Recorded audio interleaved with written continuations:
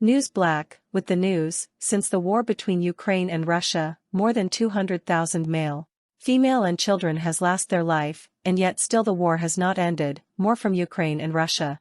After months of posturing while simultaneously denying any plans to attack, Russian President Vladimir Putin's assaults on multiple cities in Ukraine began overnight on February 24, 2022.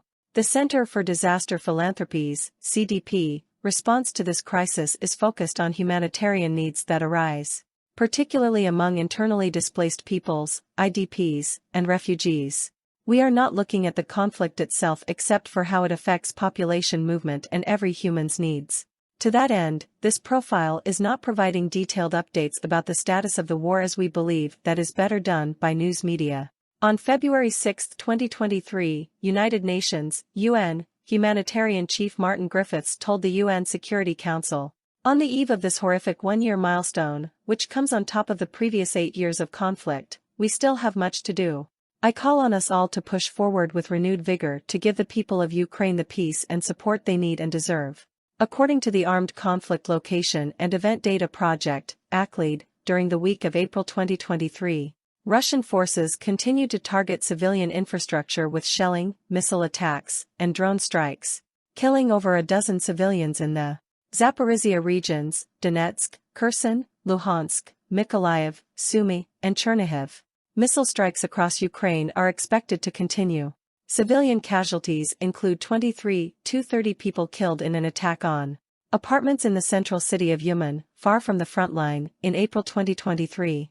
On May 16, the UN Office for the Coordination of Humanitarian Affairs, OCHA, said intensified hostilities are keeping humanitarian needs high in the frontline Lymanska Hromada of Donetska Oblast in the east of Ukraine. Medical services are decimated. In-person education was suspended, connectivity was disrupted and there was limited food stock in shops. In 2023, 17.6 million people in Ukraine require humanitarian assistance, 35% of whom are women, 45% are children and 15% are people with disabilities. Approximately 37% of Ukraine's population is now in need of humanitarian assistance and protection.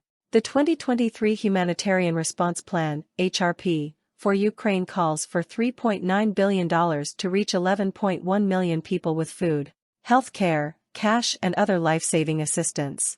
The humanitarian situation in Ukraine deteriorated drastically and rapidly in 2022.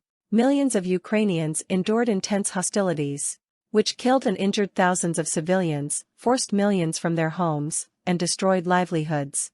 Civilian infrastructure, including aid facilities, continues to be attacked.